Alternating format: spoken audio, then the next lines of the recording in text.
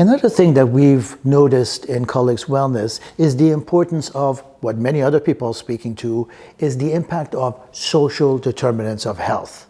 A lot of people are speaking and focused on that, rightly so, because we know that when different individuals live in the different social, economic, or other circumstances, they show illnesses, they have health challenges that other people in other settings may not. So how does that tie in to this whole notion of inflammation?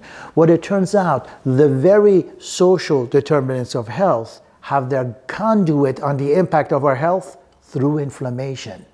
What is it that makes an individual growing up in the inner city have more respiratory issues than somebody who is more in a rural setting? It's the pollutants and being close to car traffic. As a matter of fact, it's been shown that the closer you are to the main road, the more likely you have chronic respiratory problems.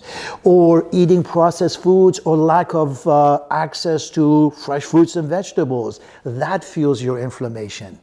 A lot of people recognize these sort of physical exposures, but there's a whole group of exposures that are not physical. We call it stress pollution.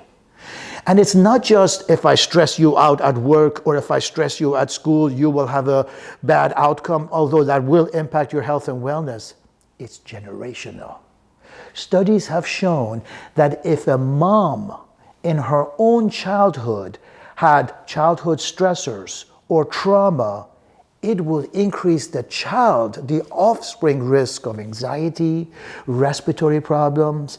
If a mom, during the course of early days of pregnancy, has a stressful event happen, the risk of asthma development in the child is much greater. These things go through generations. Our chromosomes don't change, but what's called our epigenetics does. Epigenetics has to do with not just what chromosomes am I passing on or what genes am I passing on, which one of them lights up, which one of them becomes more active, or sort of the structures around the chromosomes and the genes. That changes from generation to generation. So the literature supports the fact that if 2 generations or 3 generations ago, traumatic events, traumatic exposures, or other adverse events happened, generations down the line will pay the price. This is fascinating and we never talk about.